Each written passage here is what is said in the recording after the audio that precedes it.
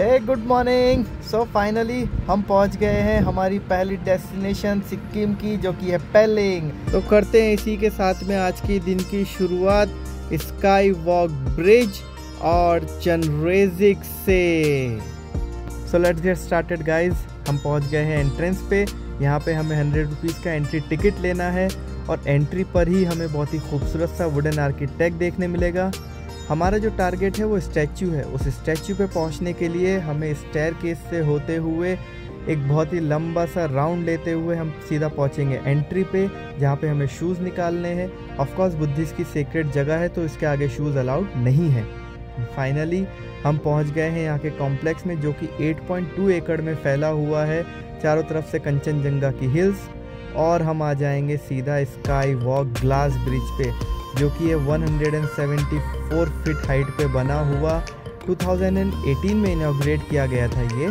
और ये इंडिया का सबसे टॉलेस्ट ब्रिज है अभी तक का, 7400 above sea level ground and 174 above ground level. आपको देखने के लिए ये सिक्किम ही आना पड़ेगा, इतना प्यारा ब्रिज। और आगे चलते चलते आपको ऐसे न्यूली मैरिड कपल भी दिख जाएंगे and she was literally searching how to pose. I hope कि मैंने उनका फ़ोटो अच्छे से लिया हो और उन्होंने भी सेम वही पोज दिया हो जो उन्होंने गूगल पे सर्च किया था। गूगल बाबा की जय। तो आगे चलते हैं। इस ग्लास ब्रिज की खूबसूरती का अंदाज़ा इन बच्चों की मस्ती मजाक उछल कूद करने से लगाया जा सकता है। तो आप भी ज़रूर आएँ और यहाँ पर एक बार विज़िट ज़रूर करें। इसके बाद में जो आप चनरेजिक स्टैचू देख रहे हैं वो यहाँ की आन बान शान है। और यहाँ पर जो है कुछ मुझे ऐसे रोटेटिंग व्हील्स दिख रहे हैं जिसके बारे में मैं जानना चाहता हूँ। ये छोटे छोटे बच्चे रोटेटिंग व्हील जो है वो घुमाते हुए नज़र आए, तो मैं बहुत क्यूरियस हो रहा हूँ। तो यहाँ के लोकल्स से जानते हैं उनका क्या कहना है। तो ओम मानी पे में बेजा गुरु बोलता है ना, वो है वो वाला है। इससे क्या फ़ायदा है? इससे हम लोग का जो अंदर का वो मतलब कैसा बोल उसको आराम मिलता है, जो बोलने से सुकून शांति मिलता है। इसको घुमाते क्यों है? ये तो हम लोग घुमाते हैं क्योंकि ये घुमाने से हम लोग का वही बोल रहा है ना, शांति होता है। जो यहाँ के जो लोकल्स हैं उन्होंने बताया है कि इसे प्रेइंग व्हील कहा जाता है। इसको घुमाने से मेडिटेशन किया जाता है। इसके ऊपर आपको बहुत सारे वर्डिंग्स देखने को मिलेंगे जो कि पाली लैंग्वेज में होते हैं। ये मंत्र है, आप इसको पढ़ के जो है आप मेडिटेट कर सकते हैं और आपको ये पूरा राउंड घूमना पड़ेगा। उसके साथ साथ में अब हम चलेंगे बुद्धा स्टैचू का टॉप व्यू देखने, बुद्धा स्टैचू के नीचे से, जिसके लिए हमें 150 स्टेयरकेस चढ़ के जाना पड़ेगा। और एंट्रेंस पे ही आपको बहुत बड़ा सा रोटेटिंग व्हील दिखेगा। अगेन ये प्रेइंग व्हील है जो कि मेडिटेशन में काम आता है। और यहाँ से हम लेंगे सीधा एंट्री, जहाँ पे हमें दिखेंगे बुद्धा की आर्ट वर्क, उसके साथ साथ में बुद्धा के स्टैच्यूज़ और पाली धागे। और यहाँ से हम देखेंगे यहाँ का टॉप व्यू। ये आता है इसका टॉप व्यू, बहुत ही प्यारा है। ये बना हुआ है एकदम सेंटर में है, साइड में ही ग्लास ब्रिज बना हुआ है। और यहाँ से आपको दिखेंगे कंचनजंगा की हिल्स, जो कि बहुत ही प्यारा व्यू है। बुद्धा स्टैचू के ठीक नीचे आकर के आप ये व्यू देखेंगे, आपको यहाँ से जाने का दिल ही नहीं करेगा। बट एनीवेज हमें चलना है और जगह पे, तो चलते हैं हमारी नेक्स्ट डेस्टिनेशन की तरफ। So guys, after sky walk bridge हम जा रहे हैं संघक मॉनेस्ट्री पे, द ओल्डेस्ट सिक्किम मॉनेस्ट्री। यहाँ से अगर आप अपनी कार पार्क करते हैं स्काई वॉक ब्रिज के पास में, तो जस्ट अ वॉकिंग डिस्टेंस पर ही है। तो आप वहाँ से वॉक करके भी जा सकते हैं। और इस आगे चढ़ने के लिए कच्चा रास्ता है, जहाँ से आपको चल के ही जाना पड़ेगा।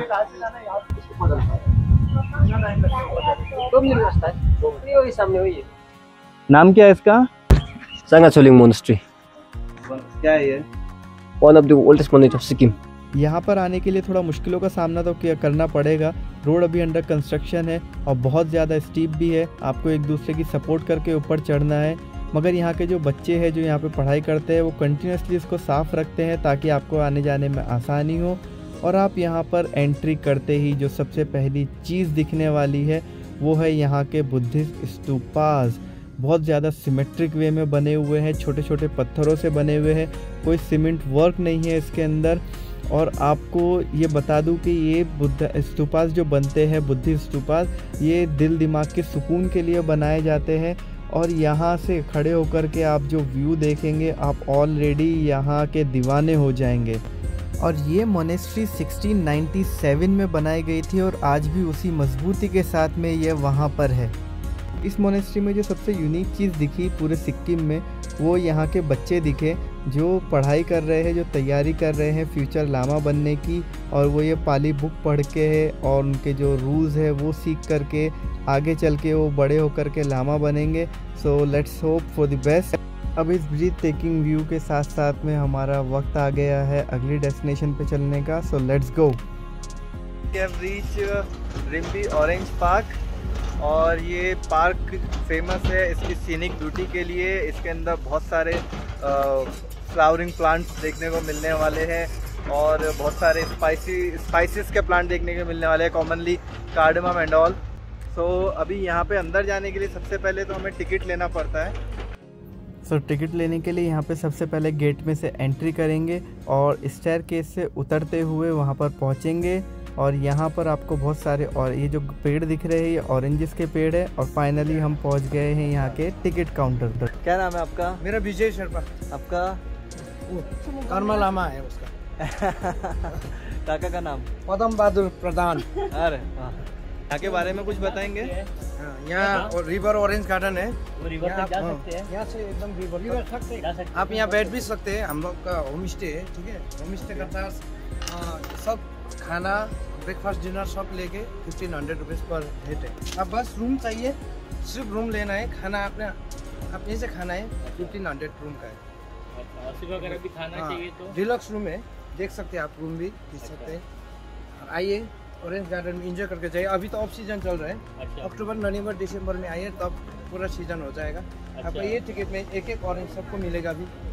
हाँ, नीचे जाइए आप, नीचे ऑर्गेनिक सामान मिलेगा। एक टिकट पे एक ऑरेंज जी। ओके, आपका रूम भी दिखाएंगे? हाँ, आप जाके देखते। तो ये है रिम्बी ऑरेंज गार्डन के रूम। बहुत ही ज़्यादा कोजी है, बहुत अच्छे बने हुए हैं, सिस्टमेटिक बने हुए हैं। यहाँ पर आकर के आप स्टे कर सकते हैं अगर आप चाहें तो। सिर्फ आपको 1500 पे करना है इसके लिए, इंक्लूडिंग ऑल दी मील्स। और यहीं से रूम के जस्ट बाहर बहुत ही प्यारा नज़ारा आपको देखने के लिए मिलेगा। आपको यहाँ पे गार्डन मिलेंगे, ऑरेंज ट्रीज़ मिलेंगे, सामने माउंटेन्स दिखेंगे। ऑरेंज का सीज़न नहीं है बट फिर भी हमें एक ऑरेंज यहाँ पे दिखा है। So I think we are lucky enough के ऑफ सीज़न में भी एक ऑरेंज तो एटलीस्ट देखने के लिए मिला। इस रूम के बाहर जो इन्होंने रोज़ प्लांट्स लगाए हुए हैं, ये रूम को अलग ही लुक देता है। So if you are planning to come Nimbari orange garden, कोशिश करें कि एक नाइट का स्टे आप यहाँ पर ज़रूर लें। अब चल के देखते हैं यहाँ पर और क्या क्या देखने मिलेगा। स्पाइसेस प्लांट भी काफ़ी सारे देखने को नज़र आ रहे हैं, फ्लावरिंग प्लांट है, रेस्टोरेंट्स भी है यहाँ पर रिफ़्रेशमेंट के लिए। उसके बाद में यहाँ का जो मेन पार्ट, जो organically prepared juices, rice, corn rice, beans, mountain beans, green tea, आपको एक काफ़ी सारी चीज़ें यहाँ पर देखने को मिल रही है। सब ऑर्गेनिकली ही ये सब उगाया गया है। सो बेफिक्र होकर के लीजिए। सबसे बेस्ट पार्ट है कि यहाँ पर जो है टेस्टिंग करके देते हैं। तो यहाँ के जो लोकल्स हैं उनसे जानते हैं उनका क्या कहना है। ओके, सब ऑर्गेनिक है, सब फ्रेश जूसेस है। ऑरेंज जूस है जो यहाँ के फार्म में ही उगाया जाता है, सब ऑर्गेनिक, उसका फ्रेश जूस निकाला हुआ है and they are selling it for 80 rupees. आप शुगर ऐड करते हो? नहीं करते? बहुत स्वीट है, अच्छा है। इसको पका के बनाते आप, ग्राइंड नहीं करते? तो यहाँ का बेस्ट पार्ट लगा है कि इसको ग्राइंड करके नहीं बनाते हैं, पका के बनाते हैं, जिससे ये इसको प्रिजर्व करने में बहुत ज़्यादा आसानी होती है और बहुत लॉन्ग टर्म के लिए इसको प्रिजर्व कर सकते हैं। तो फाइनली ऑर्गेनिक गार्डन घूमते घूमते हम पहुँच गए यहाँ की रिवर की साइड में, जो कि नो प्लास्टिक जोन है। आप यहाँ पे कुछ भी प्लास्टिक ला करके आप यहाँ पे कुछ भी कचरा नहीं कर फेंक सकते हैं। रिवर का पानी जो है वो एकदम क्रिस्टल क्लियर वाटर है और ये बहती हुई रिवर ऑरेंज गार्डन की खूबसूरती और ज़्यादा बढ़ा देती है। हालांकि पहले इसको रॉक गार्डन के नाम से भी जाना जाता था, बट 2012 में यहाँ पे बहुत बड़ा फ्लड आया था जिसकी वजह से वो जो रॉक गार्डन था वो पूरा बह गया था।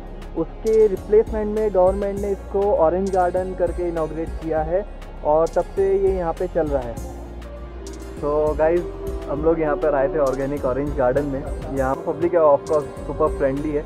तो मेरे जो दोस्त का है वो चार्जिंग ख़त्म हो गया था, उसको चार्जिंग लगवाने के लिए वो अपने घर पे आया, घर पे लाया, उसने अपना घर दिखाया जो कि बहुत ही प्यारा था, बहुत ही खूबसूरत घर है।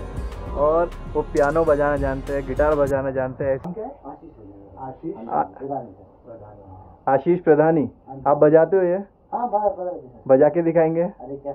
थोड़ा सा कर मेरे मन को किया तूने क्या इशारा, बदला ये मौसम, लगे जग प्यारा सारा, छूकर मेरे मन को किया तूने क्या इशारा, बदला ये मौसम, लगे जग प्यारा सारा।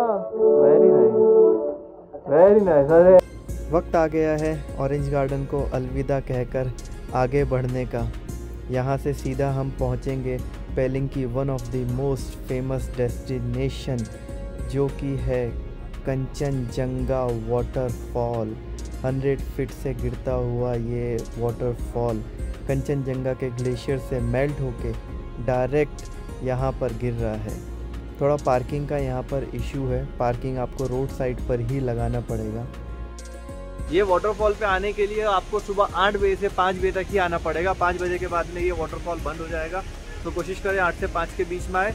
और इसकी एंट्री फीस रहती है 20 रुपीज़। यहाँ पे जाने के लिए 100 स्टेयरकेस चढ़ के जाना पड़ता है, मगर आपको जो यहाँ से छोटे छोटे वाटरफॉल दिखेंगे इतनी ग्रीनरी के बीच में से होते हुए, आपको पता भी नहीं चलेगा कि आप 100 स्टेयरकेस कब चढ़ गए हैं। और यहाँ पहुँचने के बाद में जो आपको इतना खूबसूरत नज़ारा मिलेगा आप अंदाज़ा भी नहीं लगा सकते हैं। हरे भरे पत्थरों के बीच में से गुज़रता हुआ ये क्रिस्टल क्लियर ठंडा पानी जो गिरते हुए आ रहा है डायरेक्ट माउंट ग्लेशियर से। और यहाँ पे आजू बाजू की जो हरियाली है और यहाँ का जो पानी का फोर्स है और ये मिल्की वाटर देख कर के आपको यहाँ से जाने का दिल ही नहीं करेगा।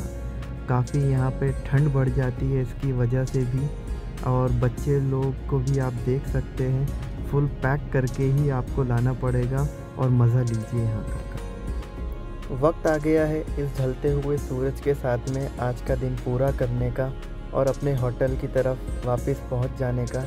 लेकिन ये सनसेट देख कर के आपका दिल ही नहीं करेगा कि कभी ये सूरज पूरी तरीके से डूबे।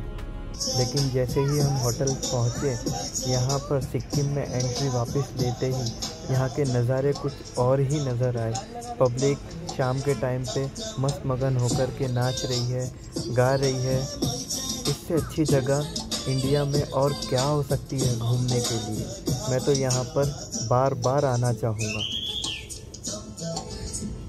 और आप भी अगर यहाँ घूमना चाहते हैं तो मैं रिकमेंड करूँगा जेड ओशंस टूर को। बेस्ट पैकेज देते हैं with best tour operator service.